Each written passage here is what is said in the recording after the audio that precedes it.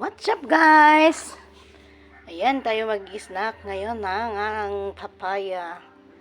Lagyan natin yan siya ng suka na may asin. Ayan guys, walang buto siya guys.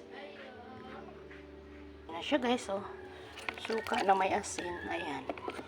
Tsaka ito yung ating papaya. Ayan. Ayan guys. Kainan na. Naghugas ako ng kamay guys ha. Hindi pwedeng hindi maghugas. Ayan.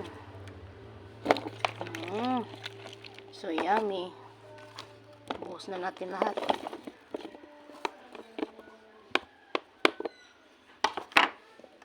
Oh, yan na. May sausawan pa tayong suka. Bye bye. Kain na.